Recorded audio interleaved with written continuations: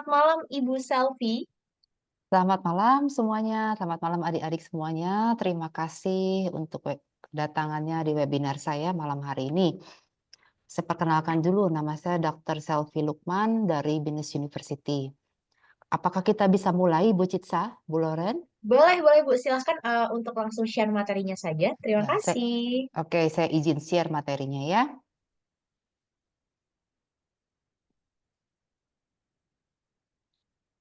Oke. Terlihat jelas kawan-kawan semua materinya malam hari ini. Terlihat jelas Bu.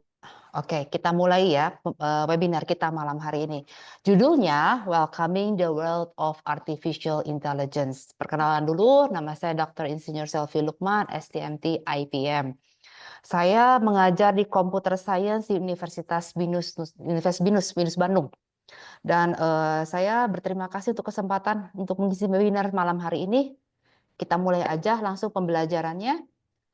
Mulai dari outline yang akan kita bahas malam hari ini adalah terminologi of artificial intelligence, lalu the historical moment of artificial intelligence, yaitu kapan artificial intelligence itu mulai menggapai kesuksesannya, lalu indikator dari sebuah successful artificial intelligence, indikator apa yang membuat sebuah AI itu sukses, lalu apakah artificial intelligence benar-benar safe? Kita akan jawab pertanyaan ini malam ini ya. Oke, kita mulai tentang the world of AI itu sendiri. Kalau kita nggak bisa lepas dari AI untuk sekarang ini. Kalau kita lihat penggunaannya terus bertambah setiap tahunnya. Apa itu AI? AI itu sebuah bidang keilmuan yang memadukan antara sains dan engineering. Keduanya berkolaborasi menciptakan sebuah sistem yang bisa melakukan tugas-tugas yang typically membutuhkan human intelligence. Jadi tugasnya itu adalah mimicking, meniru human intelligence. Tugas-tugasnya itu seperti apa? Pertama, manusia bisa mengerti bahasa. AI juga sekarang udah bisa ngerti bahasa ya. Ada NLP, Natural Language Processing. Manusia bisa mengerti images atau sounds, suara, gambar. AI juga bisa. Sekarang ada ilmuwan computer vision dan speech recognition. Manusia belajar dari data. Data apa? Manusia punya memori, merekam semua memori di otaknya. Algoritma untuk AI adalah machine learning dan deep learning. Manusia bisa membuat keputusan, bisa membuat prediksi. Demikian juga AI. Sekarang sudah ada autonomous system, sudah ada recommendation engines. Manusia bisa interact communicating dengan humans. Demikian juga AI sekarang sudah bisa ada chatbots dan virtual assistants. Nah, kalau kita lihat dalam diagram Venn di bawah ini, AI itu adalah sebuah perpaduan dari behavioral science, psychology, social science, matematika, dan other disciplines.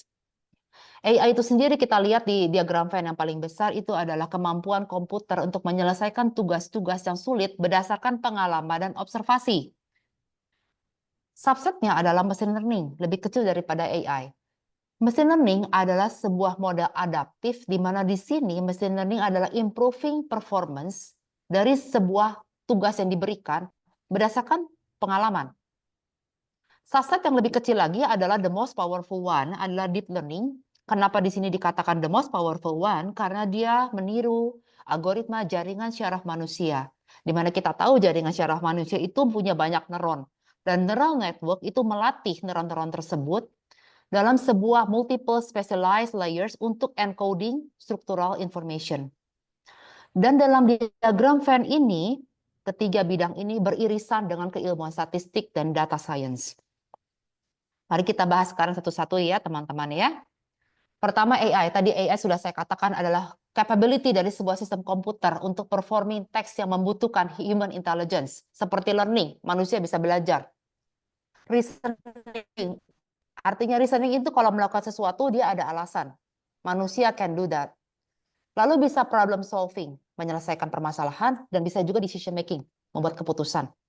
Machine learning sebagai subset di bawahnya lagi, itu fokus dalam building system yang bisa belajar dari data dan terus improving tanpa harus diprogram setiap tugas-tugasnya.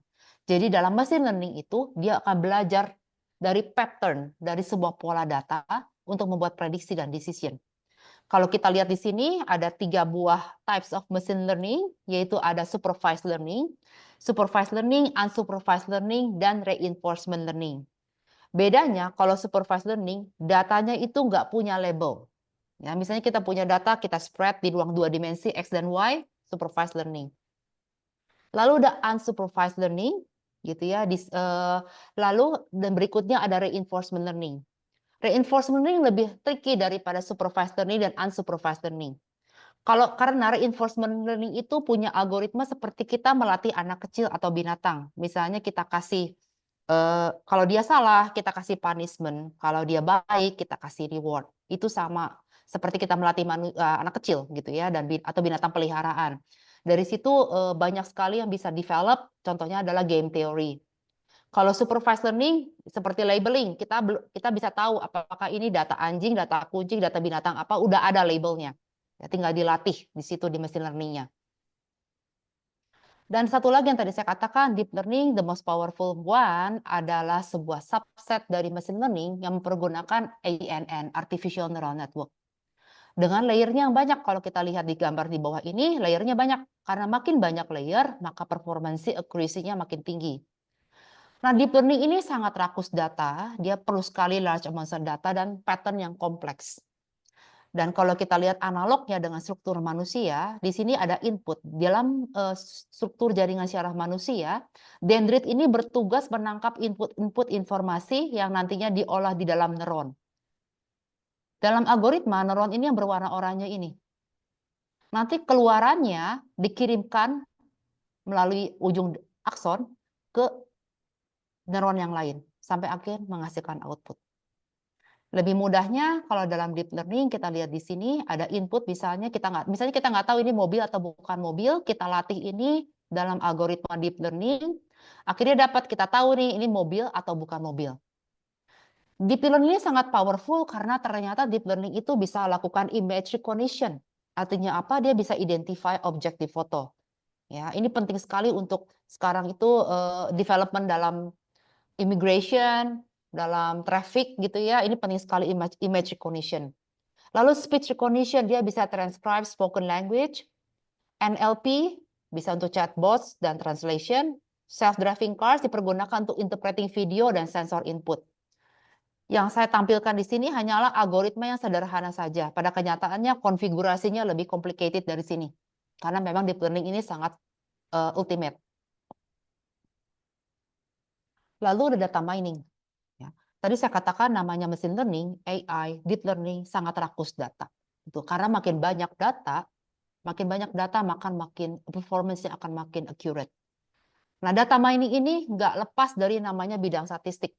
Statistik itu adalah suatu keilmuan matematika di mana di sini data di-collecting, di-analyze, lalu diinterpretasikan, di-present, dan di-organize sedemikian rupa supaya nanti dapat meaningful conclusion dalam sebuah kondisi yang di bawah kondisi uncertain.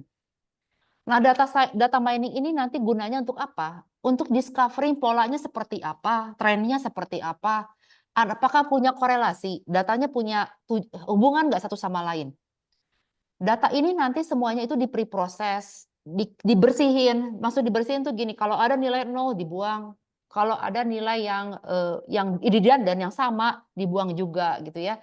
Nanti di-plotting supaya mudah kita visualize, lalu baru masuk model machine learning-nya mau seperti apa. Dari situ nanti kita analyze, kita lakukan evaluasi. Jadi data mining ini membuat AI mempunyai sebuah insight. Dan AI itu sendiri memperoleh knowledge dari data mining ini.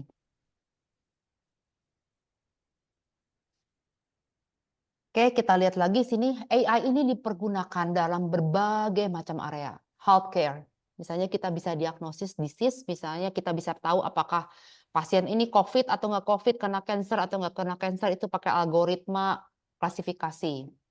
Demikian juga dalam finance to fraud detection, untuk email, untuk mengetahui apakah ini spam atau bisa masuk inbox, itu semua pakai machine learning. Transportation berarti pakai computer vision, berarti dia juga pakai sistem personalized, gitu ya, pakai image processing. Entertainment seperti Netflix dia pakai personalized content, banyak sekali aplikasinya. Sekarang ini kita hidup nggak bisa lepas dari AI.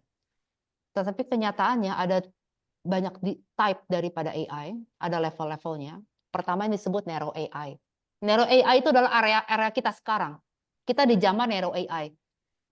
Narrow AI itu adalah weak AI. Kenapa dikatakan weak AI? Karena dia hanya dispesialisasi pada satu tugas aja. Misalnya hanya untuk computer vision, hanya untuk chess playing bot, atau untuk voice assistant doang, gitu ya. Tapi suatu saat, they say in 2045 itu akan ada the general AI, artinya the more advanced form of AI.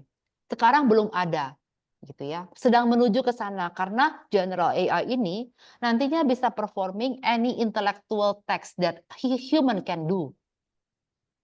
Dan nanti after 2045 there will be a super intelligent AI.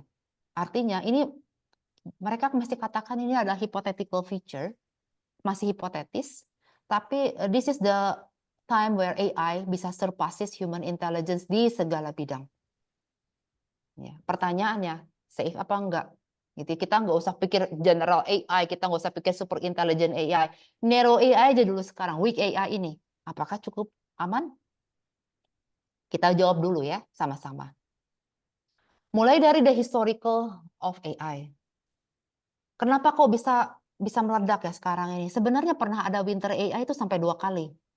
Kenapa? Karena waktu itu belum ada yang berpikir bahwa AI itu sebenarnya consuming data sangat banyak gitu ya. Jadi pernah ada saat-saat dunia mengalami winter AI. Nggak ada funding mengenai AI, nggak ada research mengenai AI. Bahkan kalau tahun 70, 80, 90 lebih ke semikonduktor. Ya, kalau kita ingat teknologi itu berkembang dari TV tabung yang ada katoda anoda jadi semakin tipis, semakin tipis, semakin tipis. Ini yang berkembang. AI nggak terlalu berkembang. Mulai berkembang, mulai ada breakthrough itu tahun 96. Tahun 96 itu ada pertandingan catur di Philadelphia lawan Gary Kasparov lawan Deep Blue dari IBM. Kasparov menang 4-2 gitu ya. Tapi di sini Deep Blue itu become the first computer yang bisa mengalahkan the world champion Kasparov di single game dalam standar chess tournament condition. Tanpa Gary Kasparov tahu bahwa sebenarnya tahun 96 itu langkah-langkahnya itu direkam, dipelajari sama AI-nya sehingga nanti berikutnya ada rematch, pertandingan ulang setahun setelahnya di New York City. Hasilnya Deep Blue-nya menang. Menangnya 3,5 lawan 2,5. This is the first time a computer defeated a reigning world champion. Pertama kali komputer, robot bisa mengalahkan seseorang juara dunia catur dalam pertandingan full match. Dalam standar time control, berarti waktunya memang di setup. Mengapa ini menjadi sebuah historical? Karena dari sini itu merupakan kemenangan secara simbolik. Artinya apa? Ini adalah turning point dari AI ability untuk challenge human intelligence dalam strategi yang kompleks, strategi domains. Karena di tahun sebelumnya ternyata Deep Blue itu merekam langkah-langkahnya Gary Kasparov untuk dipertandingkan ulang.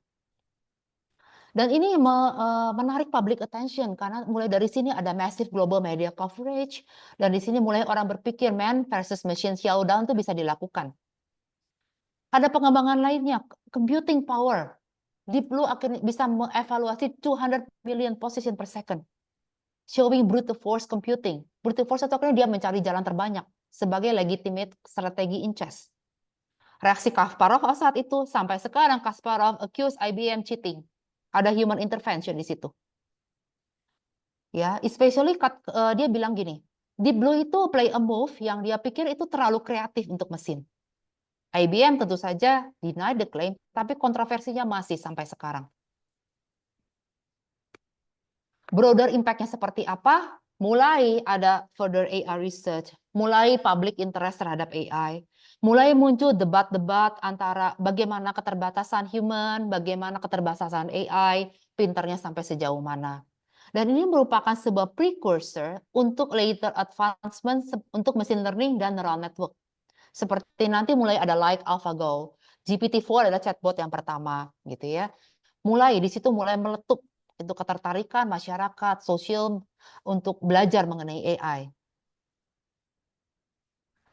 Dari sini saya akan bawa teman-teman semuanya pada sebuah what is an indicator of successful AI. Jadi AI yang dikatakan sukses itu seperti apa?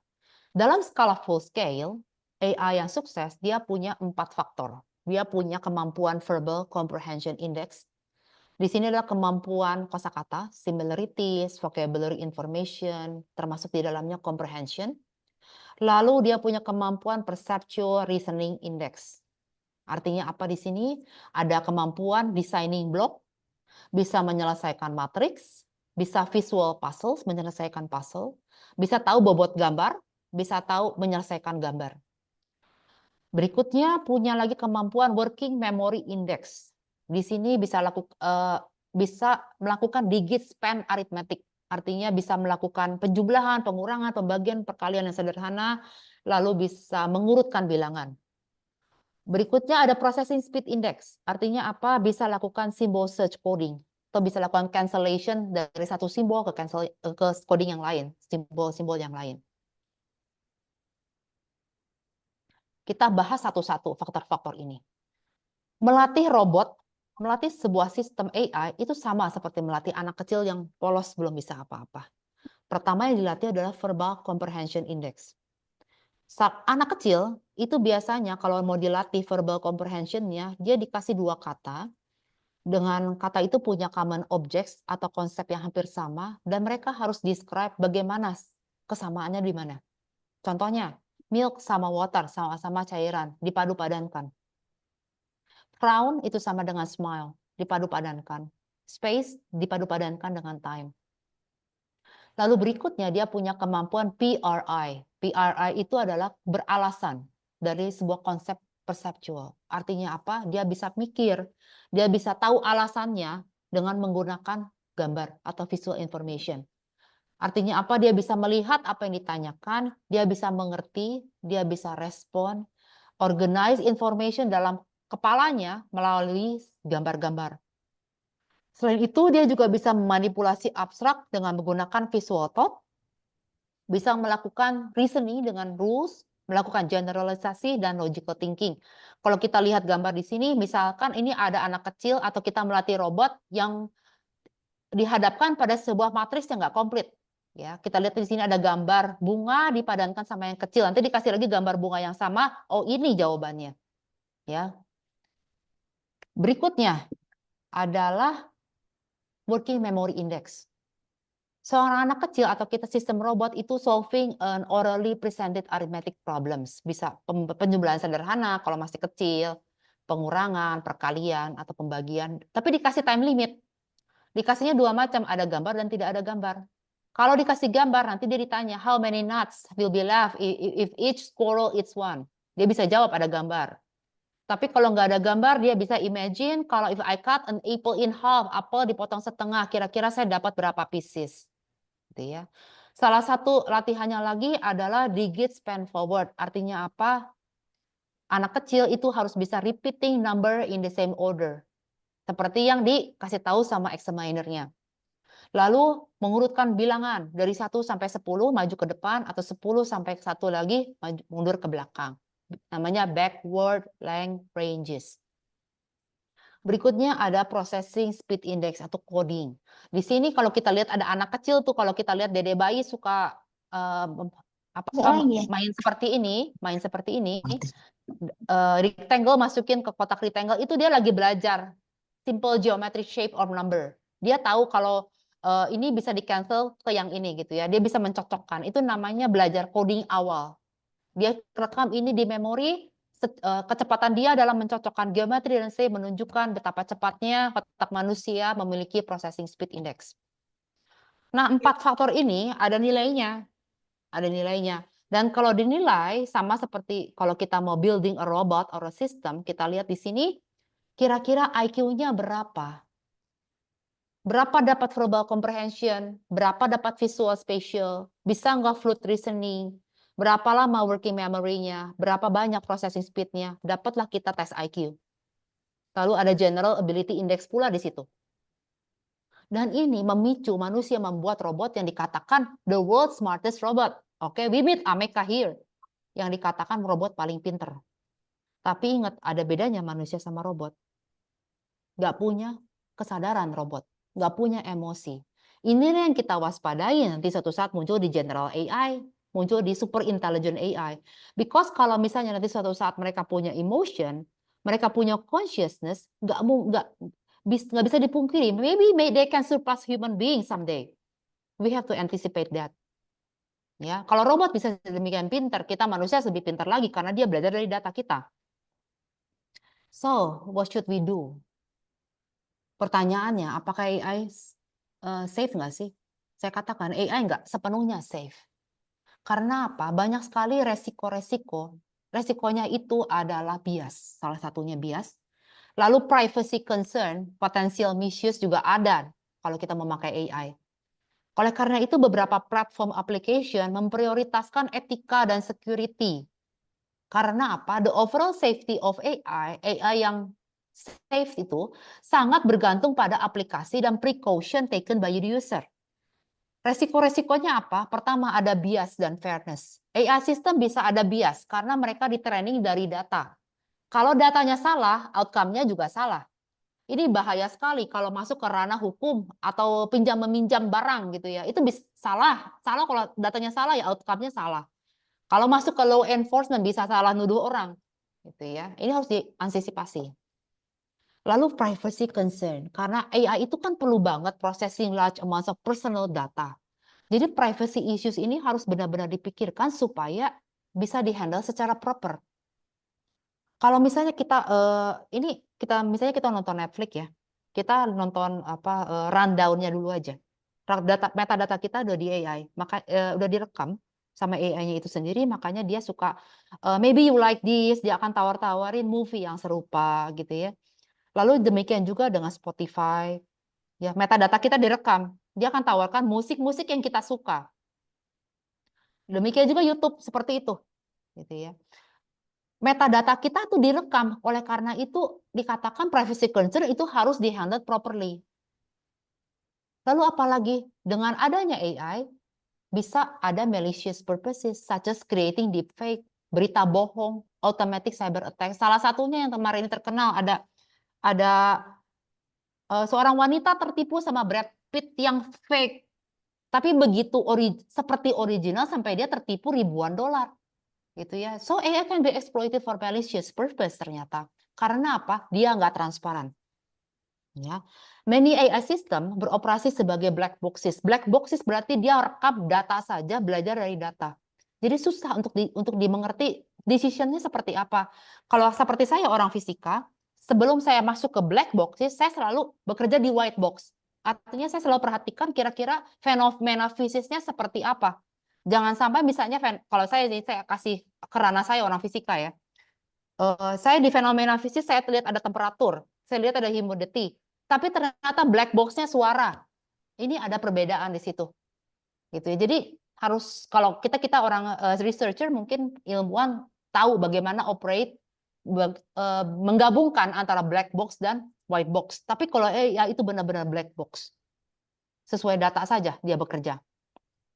Another thing have to be handled properly is job displacement. Saat ini sudah banyak banget bahwa automation through AI bisa menuju ke banyak sekali job-job yang akan tergantikan di sektor-sektor lainnya. Membuat banyak sekali challenges di bidang ekonomi dan sosial. Praktisnya gimana safety measure-nya yang saat ini bisa kita lakukan? Pertama, kita perlu ada yang namanya ethical guidelines.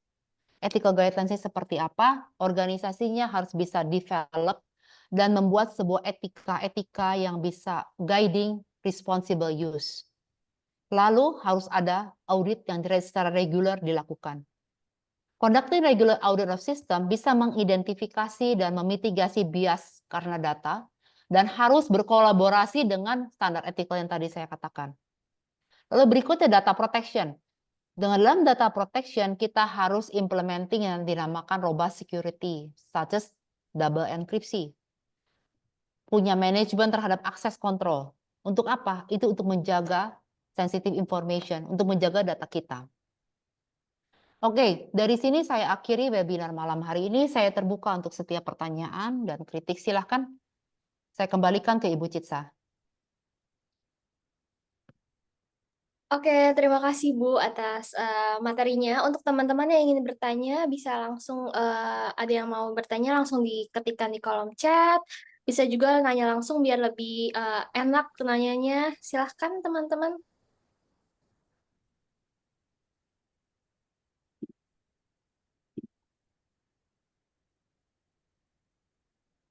Halo, Halo, selamat malam. maaf, ingin bertanya sebelumnya Ini dengan terkait, Kak siapa ya? Boleh disebutin namanya dulu. oh ya maaf sebelumnya perkenalkan saya dengan Kak Pupung dari Semarang. Singkatnya begini, jadi ingin menanyakan terkait AI itu untuk saat ini apakah ada pengaruh terhadap dunia literasi yang berkaitan dengan kepenulisan dan ide-ide yang berkaitan dengan karya tulis ilmiah gitu. Jadi kan AI itu memiliki pengaruh terhadap teknologi, terus terhadap sistem yang ada di teknologi itu sendiri, dan pertanyaannya dari saya itu tadi ya, jadi apakah saat ini AI memiliki peran atau pengaruh penting terhadap dunia literasi dan apakah memiliki suatu dampak yang bisa membuat maju ataukah sebaliknya? Mungkin kiranya sekian dari saya. Terima kasih sebelumnya. Oke, terima kasih Kak Pupung. Saya akan jawab pertanyaannya. Ya. AI yang berkaitan dengan ini pasti chatbots, ChatGPT. Saat ini kami Hmm, sebagai researcher ini ada yang namanya software plagiat ya. Plagiat harus gitu ya supaya kita nggak ada plagiat ya. sama karya tulis lain. Tapi ChatGPT free belum ditetapkan regulasinya. Harusnya dites ChatGPT harus free. Tapi saya saya mengampu research metodologi juga. Semua paper karya tulis yang dihasilkan oleh mahasiswa saya harus ChatGPT free juga. Nah, ini yang menjadi Oh sulit ya. gini. ChatGPT itu hampir bisa menjawab semua pertanyaan. Bahkan dia bisa meringkas. Kalau kita ada paper, dia bisa masuk ChatGPT, dia bisa tahu ringkasannya seperti apa. Jadi kita nggak usah baca dari awal sampai akhir, gitu ya. Nah, Hmm, ya. hukum-hukum tersebut seperti yang tadi saya katakan, apa yang Ya. harus dilakukan? Ini, slide 18. Gitu, bahwa harus ada namanya ethical guidelines. Seperti tadi, di mata kuliah saya, untuk Hmm, paper saya ya. tidak mengizinkan tidak mengizinkan menggunakan ChatGPT. Tapi tetap aja ada yang nakal-nakal gitu karena ChatGPT macam-macam sekarang ya. Gitu ya. Ya. Tapi saya udah di awal saya kalau periksa anak-anak punya tugas pasti masukin dulu ke ChatGPT. Ada kok persis Hmm, sama gitu. Oh, berarti ini ChatGPT banget gitu ya. ya. Lalu satu hal lagi untuk saya Ya. pribadi karena saya juga Ya. harus riset gitu ya. Saya nggak memungkiri kalau saya itu untuk bikin smoothing judul sebuah paper gitu ya supaya Hmm, terlihat apa menjual, saya ya. smoothing pakai ChatGPT, smoothing. Tapi sebagai saya sebagai researcher, ilmuwan, tolok ukur ilmu pengetahuan, konten saya nggak dari ChatGPT. Harus berpikir sesuatu kontribusi yang baru. Cara menulis mungkin saya bisa minta tolong, tapi untuk Hmm, kontribusi keilmuan yang baru itu harus saya ya. ciptakan. Itu Pak Pupung. Ya. Ya, semoga memuaskan. Silahkan yang lain, Ya, teman-teman makasih mahasiswa sebelumnya. boleh bertanya. Ya Bu, ini ada yang tanya nih Bu di chat atas nama kamu Tia Anissa. Saya bacakan ya Bu.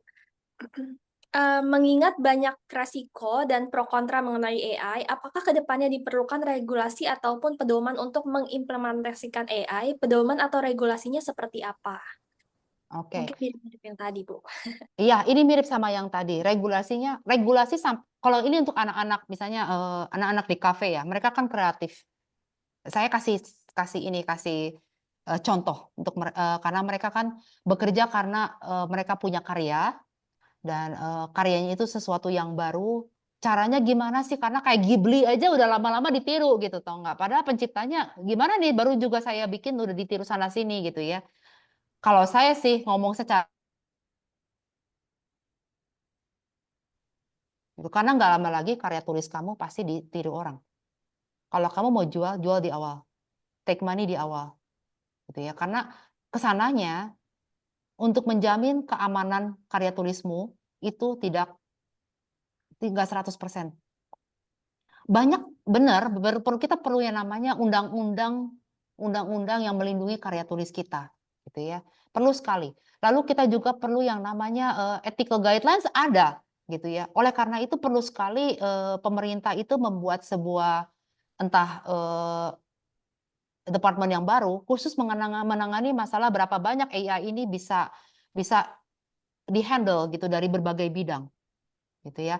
Jadi untuk anak-anak yang DKV ini saya kalau jelaskan sama mereka, kamu harus cepat-cepat bikin hak karya tulis, karya cipta, dan take money di awal. Take money di awal. Karena belum tentu nanti suatu saat kamu punya karya tulis nggak bocor. Itu selalu saya tekankan sama mereka. Karena yang pertama kali breakthrough itu yang dapat duit.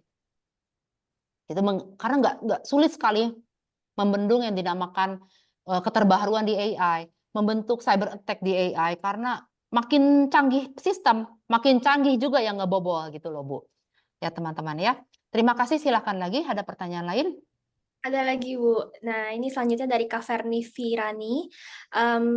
Permisi, Bu, saya Ferni izin bertanya terkait AI ini, apakah AI ini lebih banyak menguntungkan atau justru merugikan manusia?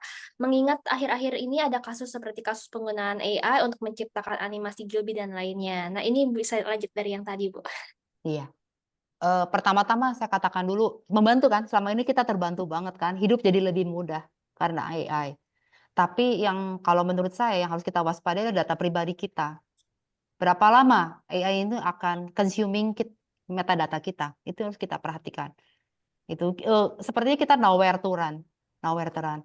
Memang Indonesia ini lemah sekali pada undang-undang AI-nya itu lemah sekali gitu ya, belum se-improve di luar negeri. Tapi diharapkan ke depannya gitu, kalau banyak riset-riset yang menarik, banyak kontribusi menarik tentang AI di Indonesia, saya harapkan nanti suatu saat pemerintah memikirkan bagaimana caranya untuk melindungi data pribadi kita apabila kita pakai aplikasi. Dan bagaimana itu bisa diaudit secara reguler gitu supaya nggak bias. Seperti tadi saya katakan, kalau sebaiknya AI nggak dipakai di law enforcement karena nanti bisa salah tuduh, bahaya kan. Dan mengenai AI untuk operasi surgery sekarang pakai computer vision. Sekarang orang masih suka pakai real doctor for your surgery daripada robot yang melakukan surgery. Karena itu dia punya undang-undangnya belum terrealisasi dengan baik di Indonesia. Masih banyak bolong-bolongnya, masih banyak biasnya di situ. Jadi untuk hal-hal kritikal itu perlu undang-undang yang sangat strict untuk mengatasi bagaimana AI di-handle di Indonesia. Silahkan, ada pertanyaan lain? Ada nih, Bu. Ini ada yang lagi skripsian kayaknya.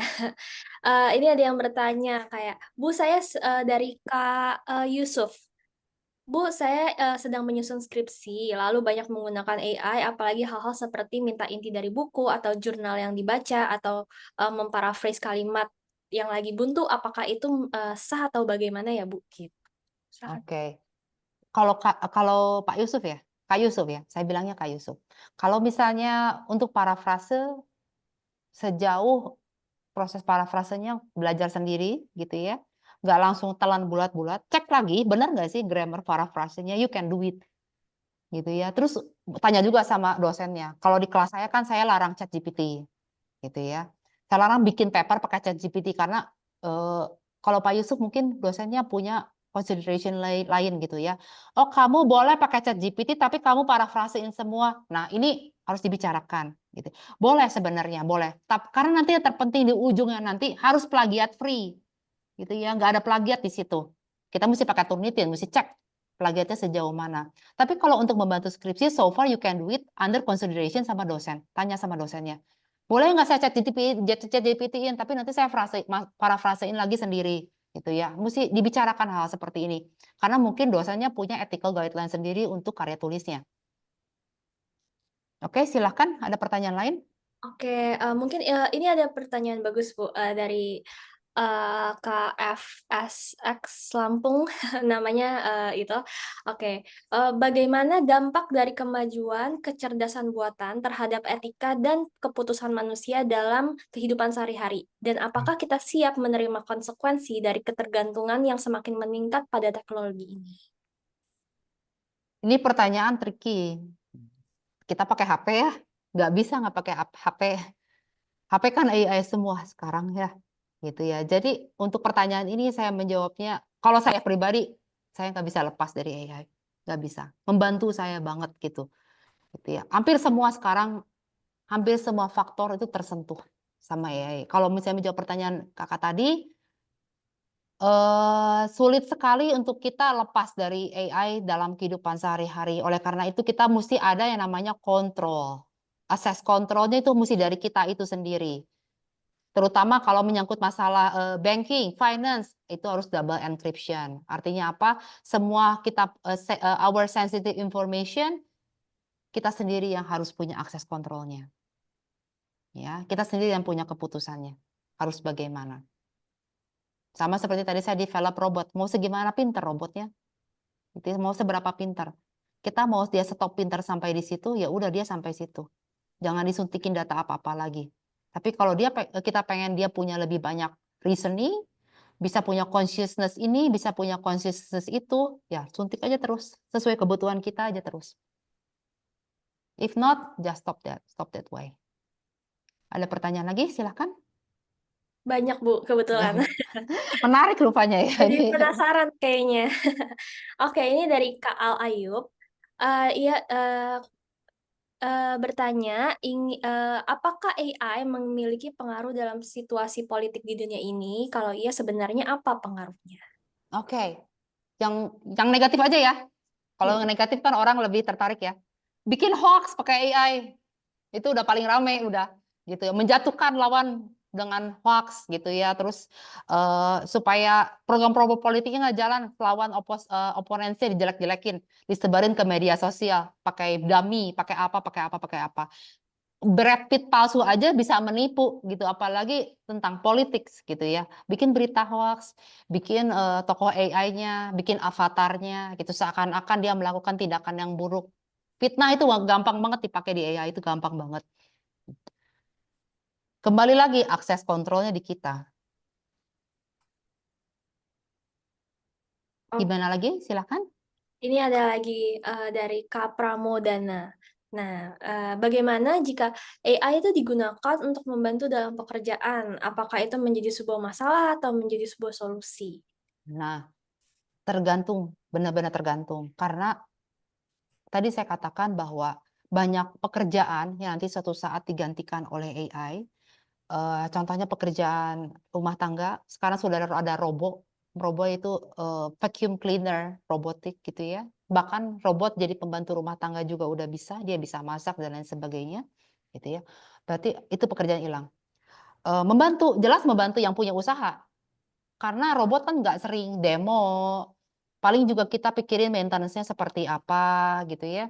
Terus supaya lebih improve ke developernya, ditambah dong supaya bisa ini, bisa itu, datanya ditambah, disuntikin lagi supaya dia bisa improve performance-nya.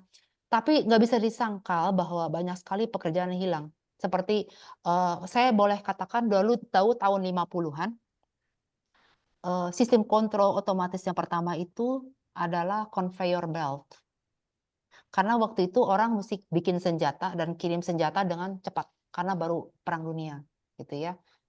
Tahun 40-an kalau nggak salah, 40-an perang dunia itu conveyor belt dibikin. Itu manusia masih taruh barang di conveyor belt, lanjut. Itu udah membantu banget conveyor belt. Dengan adanya AI sekarang, ya naruhnya barangnya juga udah robot. Conveyor belt aja udah improve banget. Karena di situ lengan robotnya bukan hanya mindahin barang, dia bisa packing segala macam. Jadi sesuatu yang harusnya manusia lakukan digantikan sama robot, dia kerja 1 kali 24 jam tanpa capek gitu ya, hanya butuh maintenance saja sesaat, dibandingkan dengan manusia yang sorry kata sering demo, sering nggak masuk gitu ya, banyak maunya gitu ya. Itu we have to be aware kalau someday AI bisa menggantikan seluruh bidang, banyak sekali job displacement di mana-mana ya, kita waspadai itu. Jadi saya harapkan sih kalau ini banyak adik-adik mahasiswa ya, daripada berpikir untuk I want to work somewhere, kalau nanti saya graduate, try to make a startup. Pikirkan sesuatu yang baru, new contribution, bikin startup something gitu, sebelum ide itu diambil orang. Gitu ya. Ini adalah suatu promising jobs you can do for the future. Mumpung ini adalah eranya, ini mumpung adalah zamannya. Gitu ya. Jadi try to think something autonomous gitu to improve life or else. Oke, sampai di sini dulu. Apakah ada lagi pertanyaan? Oke, mungkin bisa kita selingin ada yang mau bertanya langsung. Eh, Mungkin ada yang mau tanya langsung, bisa langsung on mic-nya. Oke, silahkan adik-adik, kita bisa Ya, saling biar bertukar diskusinya pikiran. lebih enak. Oke, mungkin ini saya sambil bacain pertanyaan selanjutnya. Jadi teman-teman jika yang setelah ini ada yang mau bertanya langsung, nanti langsung klik yang raise hand aja ya. Nanti kita next-nya setelah ini. Oke, saya lanjut ya, Bu. Iya. Mungkin ini ada dari Kak Erik Cravent. Permisi Bu, saya ingin bertanya, apa saja usaha yang bisa kita lakukan untuk menjaga privasi kita selama menggunakan AI?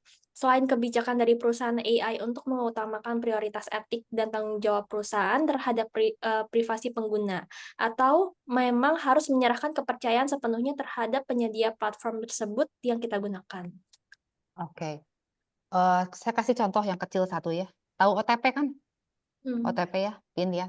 Itu kan kalau kita apply di aplikasi dan lain sebagainya, akhirnya minta OTP. OTP harus siapa yang masukin? Harus kita kan yang masukin. Berarti harus ada campur tangan kita. Itu salah satu contohnya. Berarti yang tadi saya katakan, AI itu full black box, full data.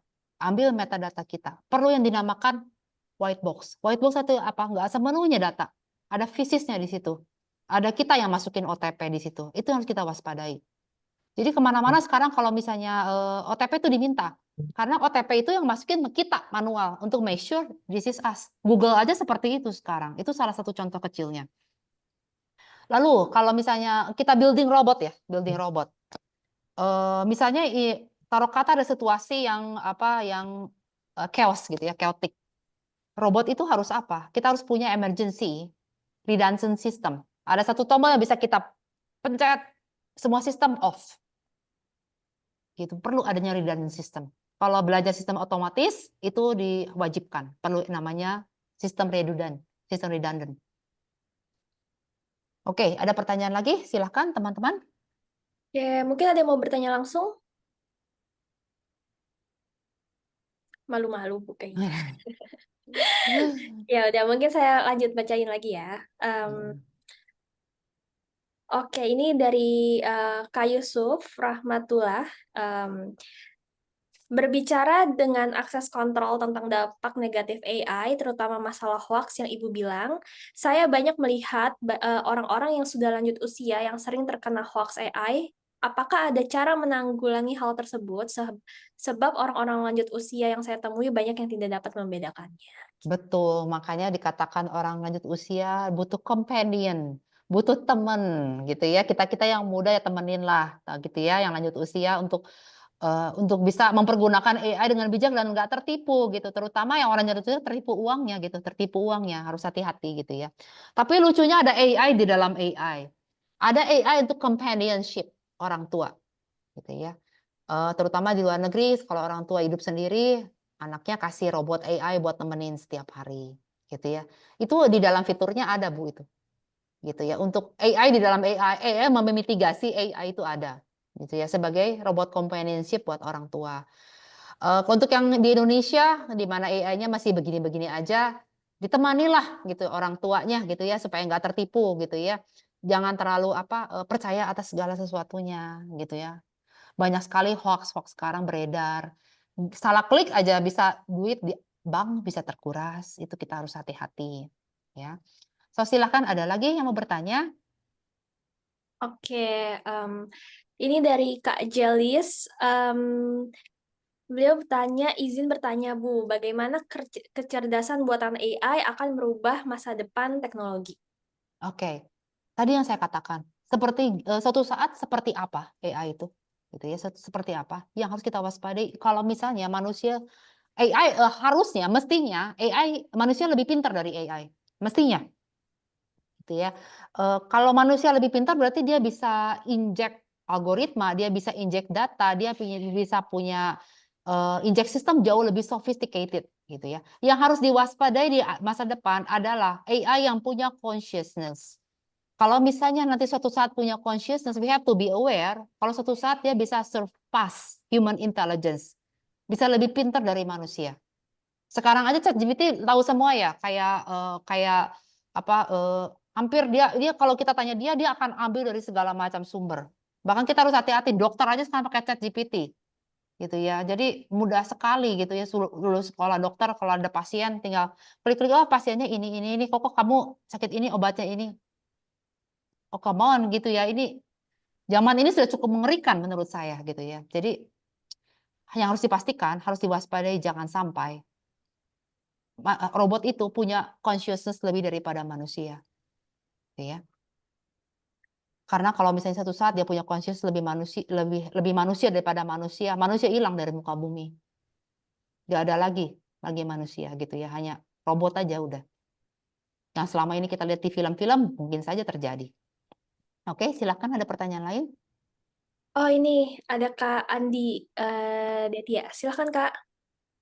Baik Kak, terima kasih atas kesempatan yang diberikan. Seperti yang kita ketahui atau yang kita lihat bahwa siswa ataupun mahasiswa sekarang itu sering menggunakan AI dalam mengerjakan tugasnya. Nah, apakah hal ini dapat dikatakan secara tidak langsung menurunkan tingkat berpikir kritis dari siswa ataupun mahasiswa di dalam pendidikan, khususnya dalam mengerjakan tugas ataupun lain sebagainya.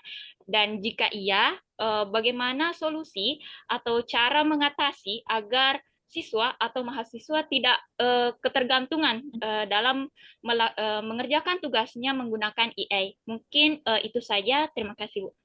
Oke, terima kasih Mbak Andi. Ini yang saya tekankan juga ke mahasiswa saya gitu ya. Karena ini kalau saya boleh ngomong tuh Gen X ya. Gen X kan kita ya. Apa sih kita Z ya sekarang ya?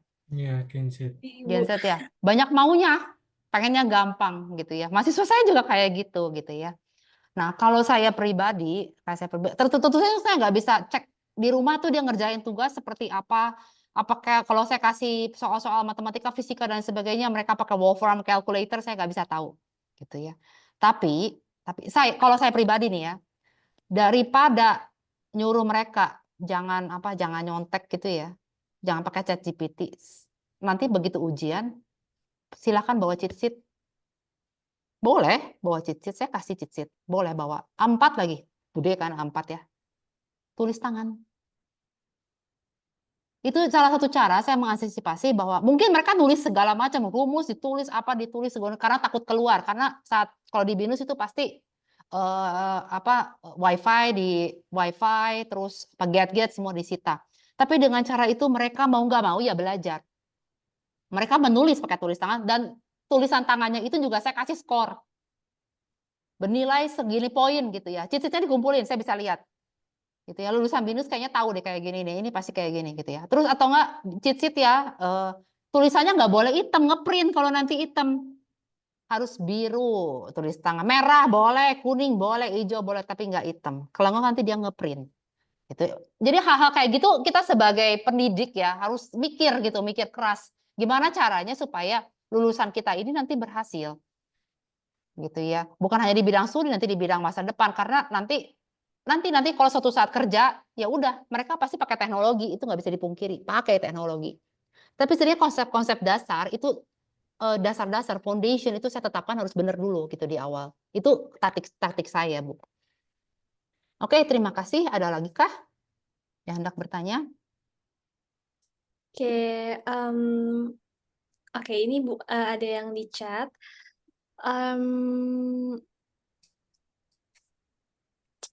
Oke. Dari Kak Selviana. Permisi Bu, saya ingin bertanya, apabila kita memiliki ide atau garis besar cerita, kemudian meminta AI untuk dibuatkan menjadi suatu cerita lengkap dengan ketentuan-ketentuan tertentu, apakah hal ini akan terbaca sebagai hasil plagiat, padahal ide originalnya adalah dari kita sendiri? Oke, kalau nggak mau ini plagiat, begitu AI-nya ngasih solusi, kamu harus bisa kotak-katik sendiri itu solusi menjadi, kamu harus bisa mengembangkan lah ya, develop daripada solusi yang dia kasih. So it's not plagiat. Karena dari hasil AI itu, kamu nggak telan bulat-bulat. Kamu kamu nggak telan-telan bulat-bulat idenya dia gitu ya. Meskipun itu ada combining, ada ide kamu juga. Kamu mesti bisa modify itu sendiri sehingga itu bukan dinyatakan sebagai plagiat. Oke, apakah puas dengan jawaban ini? Silahkan yang lain. Oke, mungkin ini beberapa pertanyaan terakhir ya, Bu. Mungkin Iya. bagi teman-teman yang ingin bertanya langsung, bisa langsung raise hand juga, kayak Kak Andi tadi. Jadi bisa langsung tanya untuk beberapa menit terakhir. Mungkin ini saya bacakan yang terakhir dari Kak, sebentar. Dari Kak Saan. Em, Overall, dia bertanya, apakah saat ini sudah ada cara yang pasti untuk mengetahui sesuatu buatan AI atau tidak, gitu, Bu? Oke. Saya sendiri sebagai dosen pasti saya punya software buat ngecek untuk ChatGPT ya. ChatGPT itu pasti saya ada software sendiri. Kalau misalnya tadi saya katakan AI di dalam AI bisa memitigasi AI bisa cek ini AI atau bukan, bisa seperti itu sekarang, gitu ya. Jadi mesti ini ya mesti kitanya punya akses kontrol yang baik gitu ya, supaya sejauh mana sih saya pakai AI gitu ya. Kira-kira kalau saya pakai AI, saya bisa dapat apa sih? Apakah dapat nilai tambahnya gitu ya? Kalau anak-anak sekarang kan pakainya cepat, tugas beres segala macam gitu ya. Tapi kita harus kayak kembali lagi consciousness, manusia lebih punya consciousness daripada robot. Consciousness dikembalikan ke kita. Mau nggak kita dapat ilmunya gitu ya? Jadi seberapa banyak kita membatasi diri dengan AI, seberapa banyak consciousness kita tanyakan sama diri kita sendiri. Berapa banyak kita mau ilmunya secara original. Oke? Oke, mungkin pertanyaan terakhir kali ya, Bu ya. Iya. Kita tutup. Ini terakhir ada yang Kak. Oke, sebentar. Wah, ini panjang dari Kak Tiara Dwi Lestari. Oke. Mohon maaf, izin bertanya mengenai program baru dari Bapak Wapres, kunjungi BINUS University. Wapres ajak generasi muda kuasai teknologi AI. Bapak Wapres berkata, nanti di tahun ajaran baru kita mulai memasukkan kurikulum AI atau pelajaran AI di tingkat SD, SMP, SMA, dan SMK. Menurut Wapres, pentingnya belajar AI sejak dini disebabkan oleh peran teknologi ini yang akan menjadi kunci di berbagai aspek kehidupan masa depan.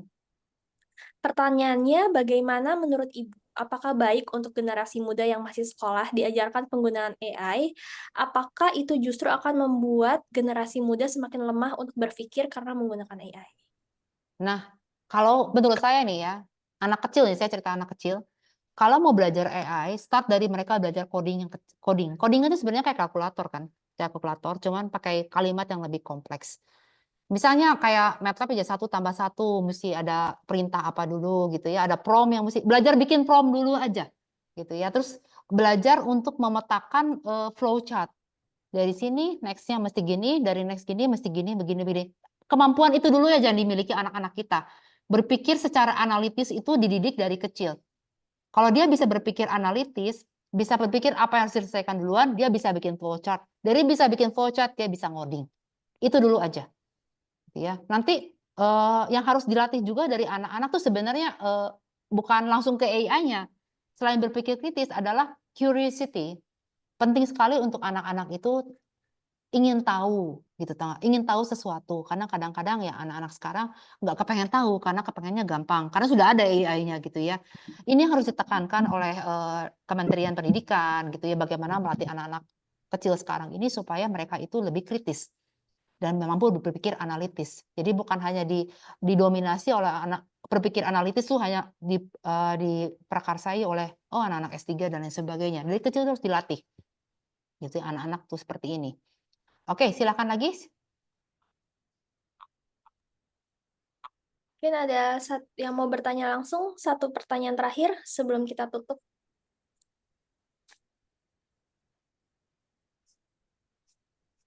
Kita masih punya 3 menitan.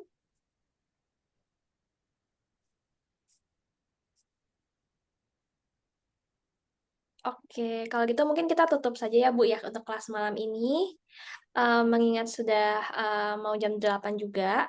Tapi sebelum kita tutup kelasnya, Terima kasih banyak kepada Bu Selvi untuk materinya malam ini, untuk sharing sama teman-teman. Semoga di lain kesempatan bisa sharing-sharing lagi sama kita. Dan semoga materi malam ini juga berfungsi buat teman-teman semua yang Redman wingi loh nembe balik. nggak tahu tentang AI, jadi lebih mengerti lagi. Dan sebelum kita tutup kelas ini, kita akan foto bersama. Jadi bagi teman-teman yang ingin nanti ditukarkan ke e-sertifikat, bisa langsung screenshot, jangan lupa ya.